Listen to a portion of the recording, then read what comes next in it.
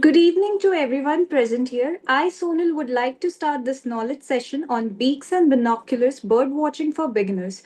Beaks and Binoculars Birdwatching for Beginners is a beginner's guide to watch bird, covering essential tips, equipment, and techniques. It introduces readers to identifying birds, choosing the right binoculars, finding ideal bird watching spots, and understanding bird behavior. The guide also emphasizes patience, observation skill, and joy of connecting with nature. Perfect for newcomers, it makes bird watching accessible and enjoyable. Now, about SEMS. SEMS Welfare Foundation is a registered non-profit organization and is dedicated to social impact across various sectors. We focus on education, particularly skill development and entrepreneurship. Through our initiative DG Saksham, we have created training programs in IT, finance, retail, and entrepreneurship impacting over 6,000 individuals. We are currently upskilling inmates in Haryana jails and collaborating with universities and colleges. We have also partnered with banks to place over 1,500 candidates in job. In just a short time, SENS has established itself as a force for positive change, equipping individuals with skills for employment and promoting women's leadership in various industries. This session is collaboratively organized by DG Samaksh. DG Samaksh is a company that empowers businesses through data and technology. We offer a wide range of services including IT, software, data science, research, consultancy, and data analytics plus marketing. Now, about the speaker, it's my pleasure to introduce our guest, Miss Ashwati Biju. Ashwati Biju is a dedicated naturalist and conservationist from Thrissur, Kerala, is currently pursuing her MSc in Wildlife Science at the Wildlife Institute of India, Dehradun, passionate about plants, insects, fungi, and various other taxa. They actively participate in field surveys and ecosystem research. Beyond academics, they share their exploration and favorite read through Instagram and YouTube, inspiring a community of nature enthusiasts committed to making knowledge accessible. They continuously seek to learn, share, and foster deeper connection with the natural world. Now it's over to you, ma'am. You can start the session. Okay, good evening, everyone. As already introduced, my name is Ashwati Biju. I'm a master's in wildlife science student in Wildlife Institute of India, and I'm here to take a fun session on bird watching for beginners, which I've titled Beaks and Binoculars. Have you heard of bird watching before? You can on your mic and reply. Yes, okay. So Adira is saying she has heard of it, she has done it, and yes. So basically, bird watching, as the term suggests, is looking at birds. It's not very hard. That's also why this is a topic that I've selected to introduce, like looking around nature. So the easiest thing to see around you is birds, and also very colorful as well. So something that will, like, garner your attention, make you very interested to learn more about. So why would you like bird watch? It's actually, you can think about it. It's very fun, very interactive. You're going around, you're not just like reading about it. You're going to the field, you're looking at the birds, you're seeing how they're moving. It's always very interesting. Even as kids, all of us must have stared at birds at some point in our life because they're around and they're very colorful. And also, it's a good bonding activity if you're doing it with your friends or with your family, or even if alone, it's kind of like a good activity to do, get some alone time and rewind after the heavy week. So bird watching as like a hobby has been around for a long time, and recently it's been garnering more attention as well, since more people are getting more interested to go out into the nature, touch grass, and see what all is around them. So I'll ask you like a simple question: what bird is this? You can drop your message in the chat box, or you can on your. Okay, Padma has said it's a parrot. Does anybody else have any answers? Parakeet. Okay, Ash has said it's a parakeet. Okay, Archie has said it's a rose finch. Okay, Ramji has said it's a citacula. Okay, so any more answers? Anybody wants to on their mic and reply? Okay then. Mahi has said it's a parrot. Okay, so I'll yes please, yes please. Somebody on their mic. Okay, I'll continue. So I'll share like an anecdote related to this. before I started bird watching for long, like I think 18, almost all of my childhood, I've thought this bird is called a parrot. But actually, there is only one parrot in India, and this is the bird that you're seeing on the side. On the left of the screen, it's a vernal hanging parrot. The bird you saw before is called a parakeet. So India has 11 species of parakeets and only one single parrot that is really small in size. You can compare it with the size of the fruit and the leaf. See, it's so small, and it's called the vernal hanging parrot. So this is something that like caught my attention when I started bird watching first. And I've always shared this story whenever I like try to get kids and like my friends or colleagues into birding, because we think uh, like we even when we start learning alphabets, A for apple, B for ball, we will say P for parrot, and then that this image will come, and then we all will, this is what we know about this bird. But I'm telling you, this is called a parakeet and this is a parrot. So there are some fun facts like these that keep you intrigued throughout when you're doing birding, bird watching. Another one of those is, what is this bird? Does anybody have a name for it? Like, what do you think it's called? Please reply in the chat section. Okay, Shubham has said hummingbird. Archie has said no idea. Anyone else?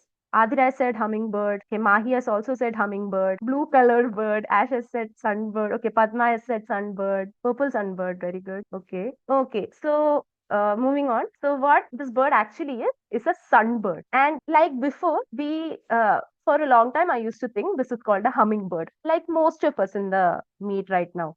So hummingbirds are actually not related to sunbirds at all. They are seen in the Americas. You can see them on the right of the screen. Those are hummingbirds. As you can see on the left of the screen, they are called sunbirds. So a lot of people will be like posting photos on Facebook and Instagram and saying, "I saw a hummingbird near my home. It came to my home. It's so small, etc., etc." But we do not have hummingbirds in India, and these two are totally unrelated. They just develop the similar features through evolution. So it's quite interesting to know that, right? And as you can see, like sunbirds have that slight curve of the bill, and like one of you guys rightly pointed out, it's called a purple sun because its color is purple. So how do you get started with bird watching? You need some very basic things. So like you will need a binocular, but it's not a need, it's probably like a want. Binocular, having a binocular is good because you can see a lot of things close up. But for a long time when I started bird watching, I did not personally own a pair of binoculars. So I was just watching them with my naked eye. I must admit it was harder, but it did not like lessen any joy. It did not take any joy away from it because I could still see the birds. I could still run along with them, etc. So binoculars are a good investment to have if you are interested to get into bird watching. These are my personal these are the things I own right now because I'm currently doing my masters in wildlife, and we all have been given a pair of binoculars from here. But before this, I used to watch them with my naked eye. And another thing, so where will you like note them down? You can carry a notepad. You can carry a notepad, and as you can see, I've made a very crude sketch of a Indian skimmer, a bird that you see alongside rivers with a pen, a ballpoint pen. So a notepad and a ballpoint pen is always good to have. That like when you talk about it, all you need basically to bird watch is just your eyes, and maybe if you want to write it down, a notepad and a pen. But as added elements, if you want to identify which birds those are, these two books, like the Birds of Indian Subcontinent, I'll be coming into the important books in a while. But field guides are a good thing to carry while you are on the field. And obviously, water bottle to like stay hydrated.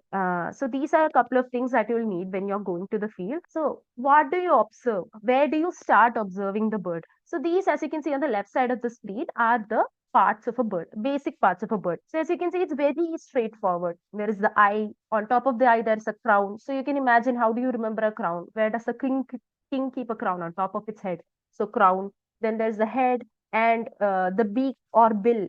Uh, that's there. And right below that, there's a throat. And the chest area is called a breast. And then there's the belly. And then it has a tail to the back of it. On top of the tail, there is a point called rump. And below the tail, there is a point called a vent. So these are like really basic parts that you can learn about. And why you don't need to by heart these. You don't need to memorize these names because you learn them as you go along while observing the birds. Because bird watching is really simple to begin. All the names are very straightforward. Most of the names are very straightforward. Uh, do any of you know any of the birds on the screen right now? Like, I don't need the exact names, but can you like identify them? Any of the birds? Have you seen them around? Then what do you think those are? Okay, Archie has said it's a kingfisher, sparrow. Okay, anything else? Wild guesses, everyone. Myna, bulbul. Okay, red-vented bulbul and white-throated kingfisher. Okay, anything else? Woodpecker. Okay, white wagtail. Okay, wagtail. Okay, okay. So the birds that you see on the screen, I'll go in order. Okay, Mahi has said kingfisher and Padma has said sunbird. Okay, so the birds that you see on the screen, I'll go in order. The first bird with the black head and the red vent. Which part is the vent? Right below the tail. It's called red-vented bulbul. Very direct, very easy to remember. How do you ID the bird on the field? How do you identify? Identify, you call it in short form ID. How do you ID the bird on the field? You see it flying around, the vent will be red. And bulbuls have that very distinct shape. You will be seeing bulbuls all around your home. After a while, they are very common. So you get acclimatized and like very used to seeing them. So red-vented bulbul. Right next to it, on its right, is another sunbird that is also commonly seen around, called purple rumped sunbird. So you can see on top of the tail there is a purple spot. That the rump part is purple. So it's purple rumped sunbird. Pretty straightforward, right? And then right below that, at the very end, is a kingfisher. So I am assuming all of you might have seen kingfisher. If not, please keep an eye out around any water bodies. You'll be seeing them. So this kingfisher is called white-throated kingfisher. So its throat is white. And then right next to it, the last one is called a wagtail. So why do you think it might be a wagtail? Any guesses? Any guesses why it could be called a wagtail? Okay, I'll answer. Okay, wag's tail. Yes, exactly. Happiness. Okay. So yeah, it is quite happy to see it wag its tail. You will see it around your home. Wagtails are a group of birds which wag their tail. And this wagtail specifically is called white broad wagtail because it has a white eyebrow, as you can see very clearly. So bird watching is very easy to start. Um, like the names, you can remember them easily if you keep seeing them again and again. You do not name. What is the name of the right top bird? That is purple rumped sunbird. So it's again a sunbird. And like remember the sunbird we saw? This one is a purple sunbird, and this one is a purple rumped sunbird. So it's a rump, as you can see in the like the diagram I've attached. Last bird is white-throated kingfisher. Its throat is white, as you can see, right? So it's a kingfisher and its throat is white. So it's a white-throated kingfisher. So moving on, these are some more interesting birds that have pretty direct names, and some I've included some of my favorites as well. So on the top left, you can see a spoonbill. It's called a spoonbill because its bill or its beak looks like a spoon. It's a Eurasian spoonbill.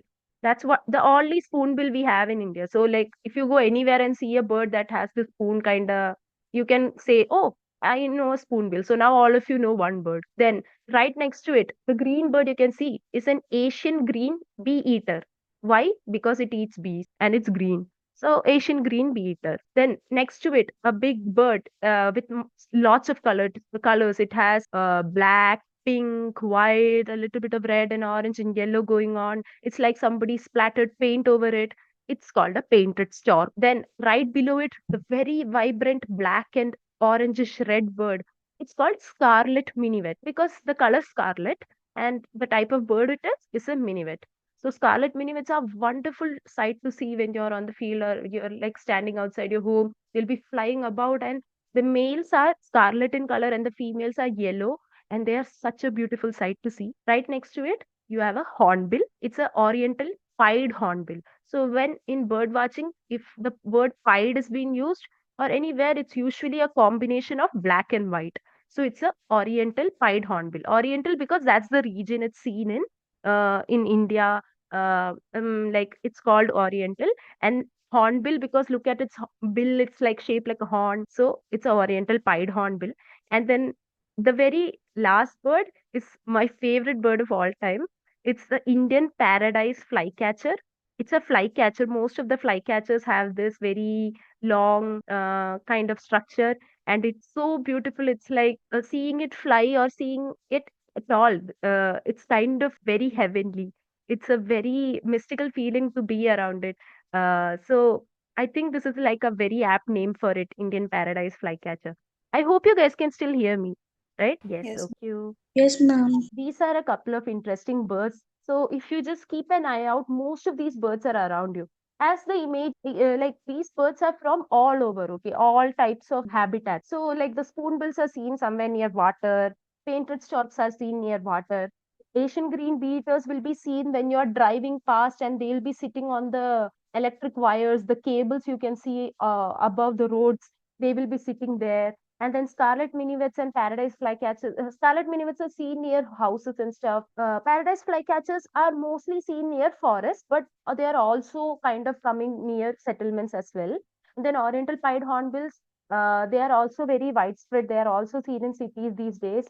They used to be much more forest oriented, but now they are very common. So another way of like documenting them or documenting the birds you see is starting a hobby called nature journaling. Basically, all that you do is draw what you see or write what you. Scarlet birds. Okay, so scarlet minivets are also seen much close to like it will need a little bit of coverage of trees, but also it's also seen close to houses and stuff. So I have scarlet minivets currently in my campus. We are kind of like a mix of forests and also like we have buildings as well. So I think they have kind of acclimatized and gotten used to being around. These are a couple of my sketches that I've like started doing while I was bird watching. All that you need to do, like you can take the book to the field and draw, or you can click a picture or just look what bird it is and come back later and draw. So it's kind of like a very relaxing activity to do as well, and also it's very rewarding to see uh, have like an end product that you have made. And nature journaling also makes you like notice all the little details. So before this I would have looked at like the third picture with the fern, the plant in the paper is called a common tailor bird, the bird. So before this I could look at a common tailor bird and I would identify it. But if somebody else comes and asks me what features of it make it a common tailor bird, I wouldn't be so sure. I'll be like, I have been seeing it around, so I can identify. But since I started sketching them, I've started noticing all these little colors where all they are seen throughout the body and what all parts they are, what is their overall shape. So this kind of helps. And like I mentioned, it's also very rewarding to like your art come to life. So yeah, in order, this is a white-rumped munia, the first one. The second one is a cormorant. You'll see them along waters. And then common tailor bird is very common throughout like near our homes and like on small plants and shrubs they'll be coming. They're very small. And then I've just included a picture of butterflies that I saw around my home. Just so that I can tell you guys that nature journaling is like an option that you guys can take up as a hobby. And then another main issue that people face when they start getting into bird watching is you can see the bird, but you don't know what bird it is. So how do you solve that? So there are we are living in an age of technology where there are applications for it. There is an app called Merlin. That's what you're seeing on the screen. You can download it from Play Store. It's free. It's very easy to use. I'll show you guys how to use it. So Merlin helps you to identify birds through their calls. Calls is basically if you hear a bird singing or like making sounds, you can play like switch on the recorder and it will tell you what bird it is. Like as you can see on the screen, the recorder is on and there are options there. Scarlet tanager, northern this is like a photo from outside of India. That's why the species seen there are like American. But yeah, uh, all you have to do is switch on the recorder when you hear like a bird make sounds and it will give you recommendations of what it could. This is one way Merlin helps you to identify what birds are around. Another way Merlin helps you identify a bird is if you just saw it fly past you, but you didn't hear its call, you weren't able to take a photo or anything. What you can do is, as you can see, the first image is how the Merlin user face looks when you download it on your phone. So there are three options: step by step, a sound ID option, and a photo ID. Photo ID, as you can imagine, is very straightforward. You take a photo and you have managed to get a photo on your phone or your camera or whatsoever, and then you put that photo and it will tell you what bird it is. Most of the times, like 90% of the time, it's correct. Another way to do it is if you have not gotten a photo or a call, you can do step by step ID, which is what most people end up doing because on our phones we don't manage to get good photos. So you can do this. It's very simple. You click on the step by step ID button, and then it will ask you where did you see the bird, the second photo. So this screenshot was taken while I'm here. So I am in Dehradun right now. So I click on Dehradun, Uttarakhand. Then next it will ask me when did I see the bird. So while you're observing anything in nature, two important points are where have you seen it and when have you. So I put that. I said that I saw it on March 10th in Dehradun. So it asks, then I click next. So next it's asking me what size was the bird. So that's the thing you need to observe when you are seeing any bird. If you don't know what bird it is, compare it to a bird that you already know. So you all have seen crows, right? So you know a size of a crow. So compare it to a crow. Is it smaller than a crow? Is it bigger than a crow? And some of you might have seen geese or duck. So is it as big as a goose? Is it bigger than a goose? Or is it the size of a sparrow? Or is it smaller than that? So they have given us options like that. You can see it in the first photo. I hope I'm audible and you guys can understand. Am I going too fast? Okay. Oh, so we'll continue. So the you have to notice the size of the bird. So you can compare it to the birds you already know. Then the bird I've seen is crow-sized. So I've selected the button crow-sized. Then next thing you have to notice when you're seeing the bird is what were the main colors. So the bird I saw, I could only see the color brown. So I selected brown. You can select maximum 3 colors. So like you saw the painted stork we saw no, before, the one that had like colors thrown across it. So it had watercolors. It had pink, it had white, it had black. So if I had seen a painted stork and I did not know which bird it was, I'd probably put bigger than a goose or goose sized, and then I'll put the 3 colors. In this case, the bird I saw was brown colored. So I selected buffer brown. Then I went to the next session. Next step, what was the bird doing? So that's another thing you need to notice. Uh, it was eating at a feeder. Feeder is basically if you have given it any food, like sometimes people put out water or feed for animals, birds. So was it eating there? Or was it swimming or wading? Wading is basically kind of like swimming in water. So was it in water? Or was it on the ground? Or was it in the trees or bushes? Or sitting on a fence or a wire? Or soaring or flying, like high above, eagles and sides soar. So what's it doing? Something like that. So the bird I saw that was brown and almost crow-sized was sitting in the trees or bushes. So I selected that. Then it gives me a couple of options which would probably match like what all birds of these description could be seen in the area that I have described. So it's told me it's a greater quokka, and as far as I remember, that's what I. So I can click this is my bird, and I found out. So that's quite easy, isn't it? Is this something you would be able to do on your own? So do you need me to explain further? Is there anything that I need to explain more, or can we move on to the next part? Okay, Carrie, thank you. So this is how you identify a bird. If you have your phone on you, you can do this. Another way, okay, so you have identified the bird. Now you kind of want to like, you have been writing about what all birds you have seen in your notepad, but you kind of want to have it somewhere like digitally or like document. So the people who made Merlin have also made another app called eBird. Basically, as the name suggests, it's like an app where you can go and add all the birds you've seen. In like a specific time you've seen it, you'll start a checklist. So you start a checklist, you're standing somewhere, you see a bird, you see a red-vented bull. So I start a checklist and then I go and in the second image, you can see on the top, add observation of finds where I type red-vented bulbul. So it will come. How many birds have I seen? One. So I click one time. So the bird will get added. Like that, you can add how many ever birds and whatever you have. If you don't know what bird it is, you can go to Merlin, check, and then you can go and add it here. So this is kind of like a game. You're collecting all the birds around your surroundings. And it does get pretty interesting because like lots of people are on eBird across India, and all of them are like very have this friendly competition amongst themselves to see most number of species around themselves or like around India. So you could also be part of this. Sometimes eBird also conducts competitions like challenges in monthly challenges, or some specific weeks will have some specific competitions going on. So it's pretty interesting. And I hope at least some of you will start doing eBird because it gets very addictive very fast. And it's like a greener alternative of playing games sitting in your room because you get to go outside and stare at the birds. and also learn more about the things around. So, like you see, you can add them and then you can submit. They will ask which location you have seen the birds in.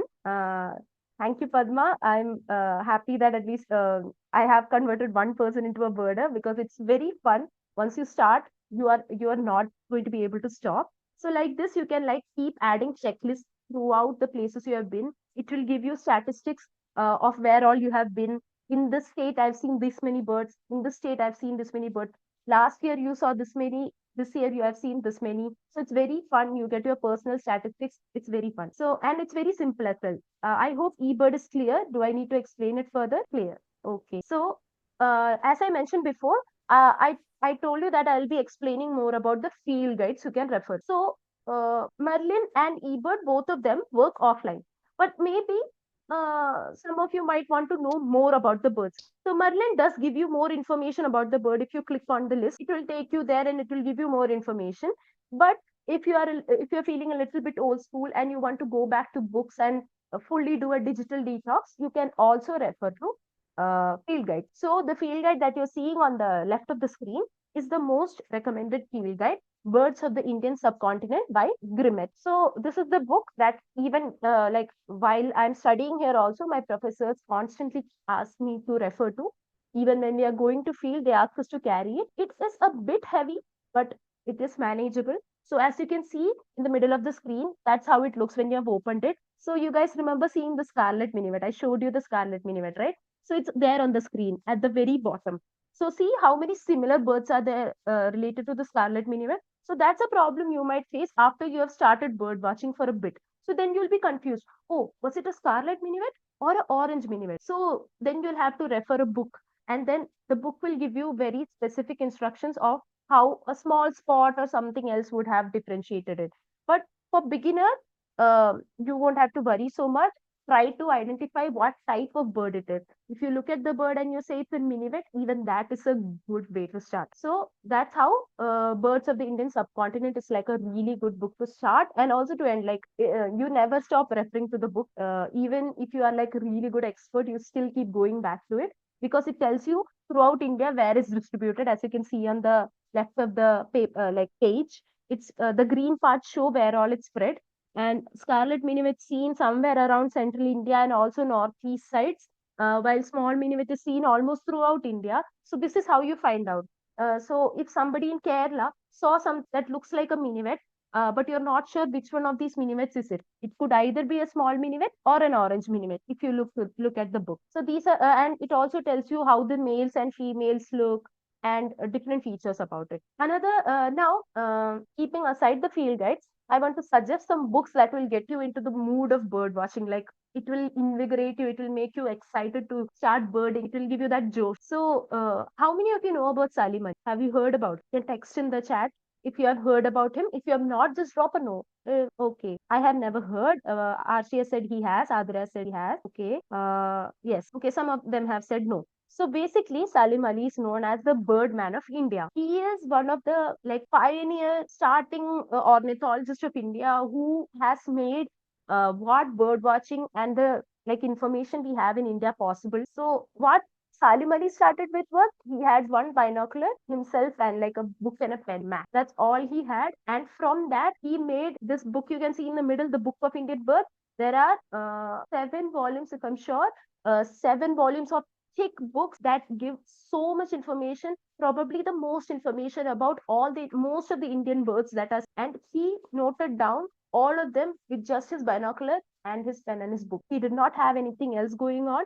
So the Fall of the Sparrow is his autobiography, his memoir, where you can read about how he got into a bird watch. So he is not a bird watcher, like he's not a scientist. He did not start as a scientist. He started bird watching when he was a kid.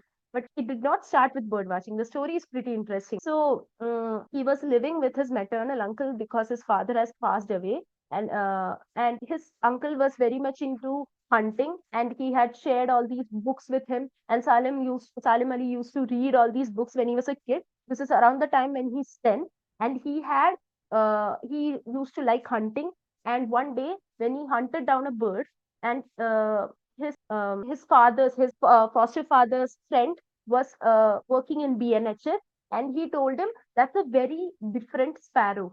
Like it was a sparrow, but it was not the common house sparrow that you see around your home. It happened to be a yellow-throated sparrow that is very rare.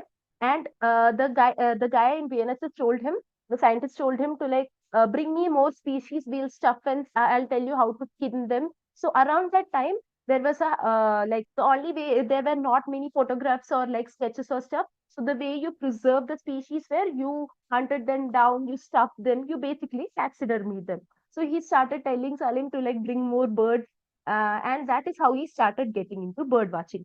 And from then he got so much into it that became his whole life. And so the Fall of the Sparrow is his autobiography, and there are more books about it. If you are not a person who likes to read non-fiction as much, which is very understandable, I am not. I am also not very keen on non-fiction. I'll suggest you some more books that are much easier and much shorter to read through. The Birdman of India, Salim Ali for Children, written by Zai Whitaker. Zai Whitaker is none other than his grandniece. So she knows him. She has written it. For children, it's mentioned, but it's also for all age groups. It's written very beautifully, has beautiful illustrations, and it's not very expensive on Amazon as well. So that's a book you can check out if you want to know about how Salim Ali got into birding.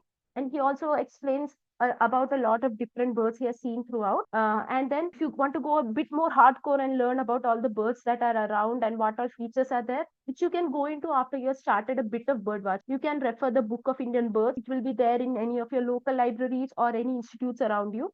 Then another one of like his biographies is The Boy Who Loved Birds by Salim Ali. Another very sweet, short book, very good to get you into reading if you are not a person who has read a lot. And then there's the book The Living Air. This is not about Salim Ali, but it's about bird watching, the pleasure of birds and bird watching. They describe a lot of beautiful birds and their behavior. So it's written by Ashish Pitti. It's also very inexpensive. You can buy it on Amazon. So that's another recommendation I have for you. You can pick any of these. I would not recommend to jump into Book of Indian Birds, but any of the other three or The Fall of the Sparrow are very good books to start. And then, like I mentioned, The Birds of Indian Subcontinent is a very big book to take into the field. So I personally do not prefer taking such big books to the field. I would recommend taking a field guide, which is like foldable, a portable field guide. So there is a organization called Early Bird, which has collabed with Nature Conservation Foundation, and they have bought out these foldable pocket guides for different regions, which can be found on their website. On the website of Early Bird, you can just type Early Bird foldable bird pocket guide or something on Google, and these will turn up. All you have to go there and then select which state you are from. So as you can see on the right, this is how the like a section of the pocket guide looks. So this is like a cutting of the bird of Madhya Pradesh. If you open it, you will see the bird, and then there is a male, there is a female, there are illustrations of the birds. They are divided into wetland birds, dry birds. Like you wouldn't have to look at wetland birds if you're standing in a forest. So they have divided into that categories, and also their size is there, almost their size, their male and female, etc. And this is like a very cheap investment, very cheap but amazing investment to have. It's like it costs 35 rupees, super cheap. It delivers to you within 100 rupees across India. I have copies of Birds of Kerala and Birds of Uttarakhand because that's where I'm at right now. And I'm from Kerala. So the Birds of Kerala pocket guide has helped me so much when I used to be a beginner bird watcher, because I could not afford buying the Birds of Indian subcontinent because it's a very expensive book. So if you want to see if you are getting into birding, and if it's something that you might be interested in, check out these foldable pocket guides. They are available for almost all of the states. Some of them don't have it, but for those you can refer field guide. Next, then you can do a course called The Wonder of Bird by the same Early Bird has. Early Bird is kind of like an organization which makes bird watching very easy for kids and beginners and everyone. They bring out a lot of wonderful publications and stuff. So another the course they bought out very recently is called Wonder of Birds, free. You can like once you register, it's like lifetime access. It has beautiful videos. Most of us would have grown up watching Discovery and Nat Geo now and then, and we get very engrossed watching it. They have wonderful shots like these across India. and also of birds that are outside India, like they will spark your interest. So after this course, I'd recommend, after this class, this session, I'd recommend to go and check out the Wonder of Birds course. It's very interesting, very fast, very quick. It's not like you won't have like a exam or anything. There'll be like some fun quizzes and stuff in the middle, but they are not marking you or anything on it. Like you are not going to be judged on the basis of it. It's just so that you can learn. So Wonder of Birds is like an amazing course to get started. Uh, then if you want to go very deep into what birds are, so the science of studying birds is called ornithology. Pardon me, I use the word ornithologist when I mentioned Salim Ali. I forgot to say what it is. So ornithology is like the study of birds. So there is a like there is a website called NPTEL, which is offered okay, so that is where offered by a government of India, where you can go and study lots of different subjects for free. They have different online courses over there which provide certification as well. One of them is the basic course in ornithology, NPTEL. So NPTEL Swayam course. I'll drop the text in the like meet after I'm done. You can go and check that out. You can type in the basic course of ornithology as well. So it's free. And if you want the certificate, you just have to like, you can go and write an exam. The exam and the certificate costs 1,000 rupees, but it's a very worthwhile investment. Yes, Archie has typed that in the group. In the chat section right now, NPTEL, and just type basic course in ornithology. They refresh every year, and the certificates are very valuable. They are being certified by ICER Tirupati, SECON, Nature Conservation Foundation, a lot IIT Madras, and a lot of them are there. So that is something you can take if you want to know birds very deeply, because it goes into ecology, its parts, its anatomy, its behavior, all of those. So after you have done the Wonder of Birds course and started bird watching, then you are like, I would like to know more about birds in detail. You can do the basic course in ornithology. You don't necessarily have to be a scientist or anything for it. It's a very self-paced course. Nobody's forcing you to finish it in time or anything. You don't need to get the certificate as well. You can just finish the course in your own time. One time you registered it, it's lifetime access. So these two courses I'd suggest. Is bird watching viable in Delhi? Why not? Recently I was in Delhi. I was traveling through Delhi to we had a wetlands tour. We were going to Odisha, so we'd like go through the railway station, and that like one day we were there. We'll bird watch around. You don't necessarily need to be anywhere near a forest or tree, like very tree heavy area or anything. You just need look around. There are a lot of birds that live near human settlements as well. Delhi is very wonderful because there are a lot of bird watching groups. You can just search on Facebook, or you can ask around. There are lots of groups that do bird watching on weekends and conduct these bird walks and stuff. So yes, bird watching is viable everywhere. That is exactly why I decided to select the topic bird watching, because it is very easy to get into it. Birds are everywhere. There will be something to always something new to always learn about them. So yeah, that's all. I hope this has been a interesting session for you, and I hope I've converted at least one of orders. And if you want to contact me, know more about any of the resources I've mentioned, or want more resources, you can just reach out to me on my email, ashwatibiju23@gmail.com. On behalf of the organizing committee, I would like to sincerely thank Ms. Ashwati Biju for our outstanding speaker today. We had the chance to hear her a fascinating and thought-provoking conversation about today. Through her remarkable ability to convey information, she left us with insightful discoveries and motivational concepts. Her engaging lecture enthralled us and motivated us to study more. We appreciate an effort and time they put on into organizing this educational program. So, finally, to add beauty and memorability to our session, I encourage everyone to turn on their cameras and shout cheese so that we may take a quick picture. As a reminder, please turn on your cameras. Okay, so I have a couple of questions in the chat section. Can I take them Yeah, yes, ma'am. after this? Yes, ma'am, you can. So, hi guys. So, if you have more questions, you can ask me that as well. So, Padma has asked me what inspired me to take up bird watching. So, I have always been very interested in anything that's nature, and I used to just stare at all the insects and plants around me. But then I've always been staring at birds near my house as well. But I did not know that, like, I thought bird watching was a thing that people do outside of India, things like that. Like, I've never, when I was in school, there was nobody around me who had the hobbies like bird watching or uh, looking at plants or anything. So I think it was because after like college or something, I went to this camp, a nature camp. Then I went there and they started like telling us how to bird watch, what all birds to look at.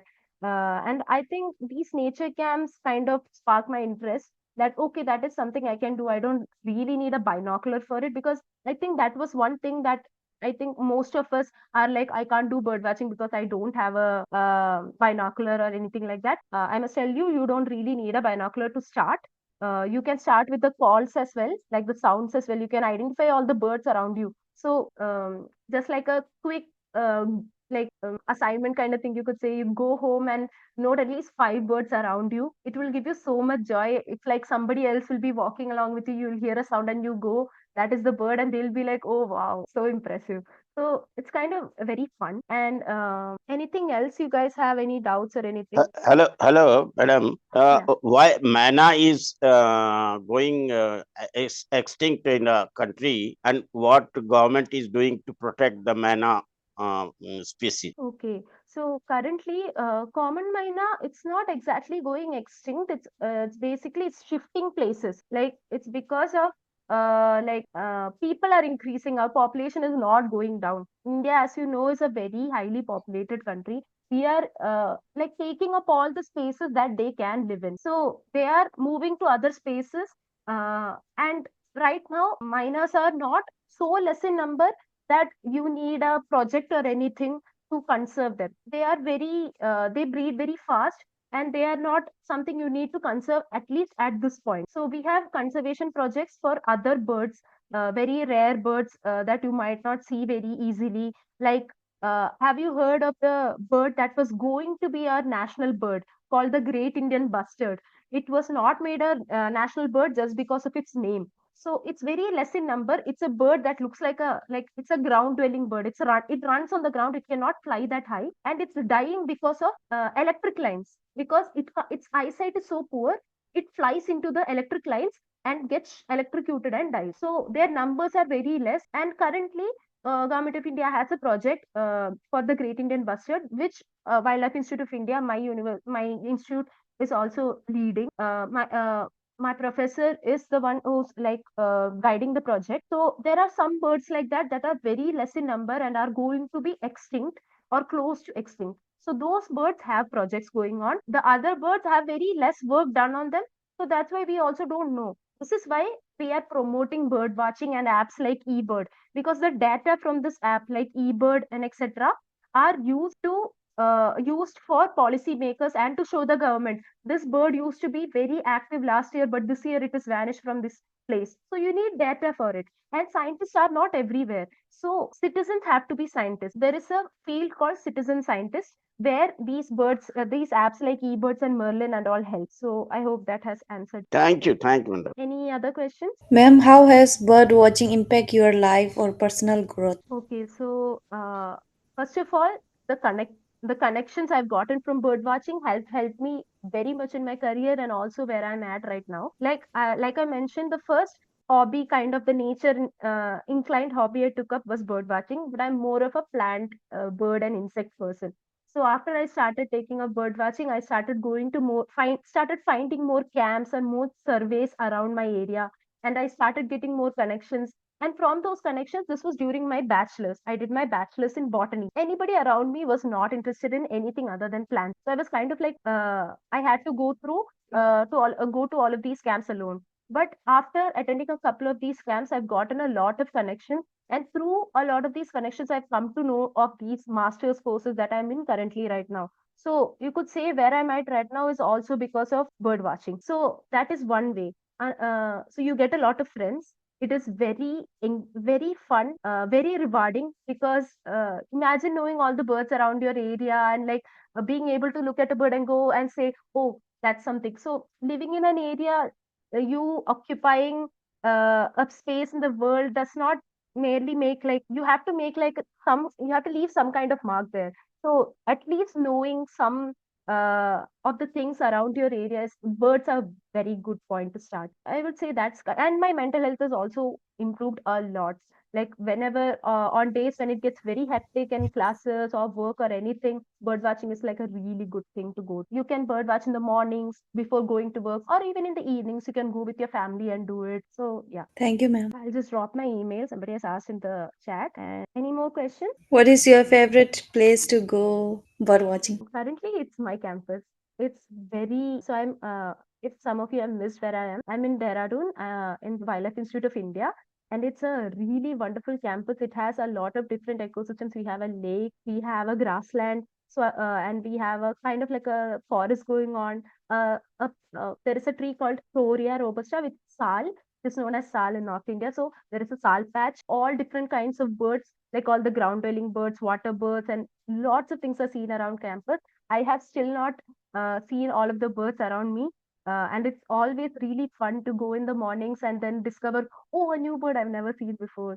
So it's always pretty fun. And all of my classmates are very inclined to this. So we all go together, and it's a really engaging session to go with them. Like, and it's very fun. So yeah, I think right now my favorite place to go around is just. Ma'am, I have a question to ask. Am Yeah. I audible? Yes, you are. Okay, ma'am. My question is this deforestation and rapid urbanization affecting the animals and birds? Yeah, it definitely is. Like, if you go and ask your parents itself, the birds they used to see, we would probably not even see at all around our areas. For example, the whenever I was at home, my grandparents and my parents would tell me this bird used to be here, this bird used to be there, but I can't see them anymore around me, and I've searched a lot for them. So urbanization is definitely affecting a lot of things. Because they are losing the place they are living in. Some birds Mhm. need some specific kinds of habitat to live in. So, like some specific plants, some specific shelter, some water. So like if those things are lost, obviously that bird will be pressured to move to some other place. So yes, that is definitely impact. So, So how? the government's policy Hmm. should be to see to it that there is a kind of a balance maintained between their policy and the deforestation or urbanization. Hmm. So currently, as deforestation is being done, there are a lot of acts for afforestation acts as well. Uh, the birds are being conserved in the protected areas, like all these tiger reserves and the national parks. They are not just for tigers or elephants. Obviously, they are conserving the area they are around, and the plants and the birds and the insects there are also getting conserved. And India, along the years, the protected area percentage is also increasing. So yes, I think we also, but another thing we are losing is the birds that we see in the urban areas. So for that, I think that is a thing that us citizens should do more than like you can plant trees around you that are native to the area. You will know better than anybody else which plant used to be, which tree used to grow there 50 years ago. Your parents might. You can ask them which plant should I plant in the home instead of planting some foreign invasive plants. Focus more on the native plants. So then you will get more native visitors, birds as well. And then since summer is coming up, you can keep water for the birds. So you'll start getting more birds in your area because our summers are getting really hot due to global warming. So these are like small things you can do. And as far as the government, they are increasing the protected area networks as well. So I think if we also contribute to that and keep our areas green instead of cutting down the trees around our area, we will also like the balance can be made. Remember that because right in front of my house there's a park, Hmm. and we see that there are certain occasions and certain functions which are there. For Hmm. example, in the park right in front of us, we have this Holy Milan function, and then of course we have Hmm. the Dasera. And at that point of time, just to Hmm. appease the politicians, the trees are cut basically, Hmm. and all that. And then when somebody raises a concern, it is said Hmm. that it is the department which has to look into it, and then the department people, the forest department or whatever department is there, they come Hmm. and they just visit and they go away. Nothing is done. That is kind of like a sad truth, sad reality of what things are going on around in India right now. Not everywhere. There are a lot of places where there are very active officials, but some places it is the case. I think for that, we have to start being more vocal. Like in your associations as well, you can start forming a group to like talk to the officials, go and ask them, because they are trees in your surroundings, and they are those are the areas that your future generations will have to live in. So I think you can go and ask them. You do have the right to ask. And as far as the celebrations and all are concerned, I think that is kind of like a common thing that we should talk to our friends and neighbors to avoid as much as these invasive and polluting things as much as Basically, possible. let me tell you, these occasions like Holy Milan and all those Hmm. the Share and other functions are Hmm. basically they become a thing to appease the local politicians and all, Hmm. and Yeah. they come, and for them all those kind of arrangements are being made and preparations are being made, the trees are Yeah. being cut and all, and at times it's a really bad story, it's sad story, when you Hmm. find that a lot of my in fact right in front of my house where the park is there's a hut was there, and that hut Hmm. was removed, and Hmm. and that hut was shifted to one side. That hut was in very good condition. It was Hmm. shifted to one side. There you have those and everything in that ground right in front of the house, and Hmm. a lot of money was wasted because that hut was in a really good thing, but it was in the Hmm. middle, and that middle, there was this function had to be held, and a stage had to Hmm. be made and all. That's a really bad scene actually. We talk about a lot of things which do not happen in practical reality. That is true. I think what we as people can start doing, as a society can start doing, is like start focusing more on eco-friendly festivals. Instead of cutting down the trees, you can have like the politicians come and facilitate the trees, have them pour water on it, like make a whole. Everybody these days is very focused on becoming famous on social media and things. So you could use that to your advantage. You can ask them to like make the tree a photo booth, a photo point where you can go and take a photo with a tree or something like that. So start focusing more on some more like eco-friendly ideas. Instead of when they're going to cut the tree, you can give them a better idea of how you can have the tree stand there and use it as like a decoration or anything. Here we had couple of celebrations, and we try to keep it as non-invasive as possible. And then we use the trees around us. We decorate it with biodegradable things uh, around us, and then use it as photo booths. So we are kind of giving it like a normal tree around you, which you wouldn't even look at much, to become like a special spot where your Holi was spent last year or something like that. So I think that is something we can do. But in the larger scale, that is a thing. Our mentality has to change a lot about a lot of things. But in the smaller scale, you can think about it. You can give these ideas to your association or anything. Include smaller kids in these, because they always have very fresh ideas on how to like be colorful and things. So yeah. Right, ma'am. I think a lot of things to be discussed, but I think I'll Hmm. cut it short by saying that I'm a professor of finance in Hmm. uh, in Delhi, and yeah, and I feel that we teach environment science to our students, BBA and Hmm. MBA students, with a little of a practical reality. What we teach them, they just learn and they pass the examination, not Hmm. realizing the importance of this subject. Truly. For that, I suggest we need to start going more into the field, which is where citizen science comes into play. Start taking them bird watching, so they'll start seeing how much garbage is there. Then if they start feeling that emotional connection, unless and until you have that emotional connection to the environment around you, you will not feel any sympathy for anything that's happening to it. Because as far as anyone that is in a middle class or a lower class is concerned, they are living bill to bill. To them, all they're concerned with is to get to the next day. They are not going to be thinking if the world is going to be alive and green after 50 years. So what you need to start doing is take the kids to field, have them connect to nature, look at more birds, make it a part of their culture and their like childhood. So they'll start getting more attached to it and will feel the urge to protect it. And Right, ma'am. there Thank are yes, ma'am. Yes, ma'am. Please continue. yeah, and there are also a lot of programs that we conduct. I'll be sharing them in the WhatsApp group if you guys are interested of citizen science activities. Basically, what you do is you go out and observe anything, any living organism that you see around you that is wild. You take photos of it, you upload. It's kind of like a challenge where whoever uploads the most number of organisms wins. So it's like a 3 day, 4 day challenge or things. We conduct a lot of those across India.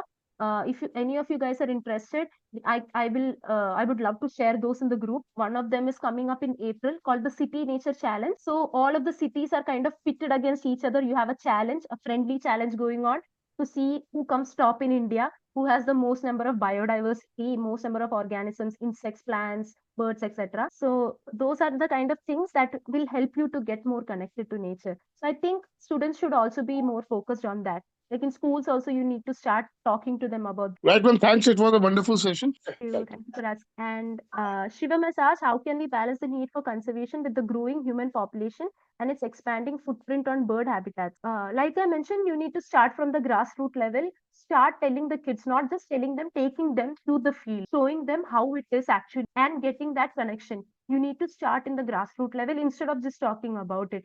And also make small, like all these small things that you can do in your life. Like they say, avoid plastic waste. Doesn't take much to switch to a cloth bag or switch to a fountain pen, which is much more elegant to use. People will always be like, wow, they use a fountain pen. But at the same time, you are avoiding all those ballpoint pens and being much more classy as well. So, like, reduce your carbon footprint first, start small. And once you start doing these things, people around you will also start getting impacted. They are like, hey, it doesn't cost much, it doesn't hurt to kind of go a little bit to the right and step out of my comfort zone and do these small things. So start from yourself. And also, if you have any kids or even just yourself or your family and your friends, go birding, go stare at more plants, have touch grass. Good evening, ma'am. Good evening, ma'am. Good I evening. am audible. Yes, yes, you are. Ma'am, I am from Rajasthan, PhD Hmm. scholar. Hmm. Please help me about identification and criteria of birds. Birds. Like I mentioned, the app called Merlin. I will type its name. It's free. You can download it from uh, Play Store, and it's very easy to use. I had explained in the class how to use it. So you can just go to Merlin. Whatever bird you have seen, you can identify it from the steps. Or you can Means also. ma'am, app name of app. I have typed it in the chat section. Merlin. Thank you, ma'am. You're welcome. And Shivam has asked, what is the significance of Great Indian Bustard to Indian culture or wildlife conservation? So it is very much like ingrained in the culture of Rajasthan and all those areas where it is seen. You can see it in the stories, and there are more things that would have come out of it if we had promoted it a bit more. They are working on it right now. Great Indian Bustard is like very low in numbers, and it's like a very amazing bird to see, because it's kind of like we don't have any ostriches or emus or any ground dwelling big birds in our grasslands, in our deserts or grasslands. So this is one of those birds that is very important in that ecosystem. So I would urge all of you to go and read more about it. It's a pretty interesting bird. It looks pretty simple, very drab like every other bird, but the structure and overall the story of it is also. So like I mentioned, do check out any of the books that I've mentioned. Very interesting, very simple, and very not very expensive to read as well. Any more questions, or I think we are done. So Thank you, ma'am.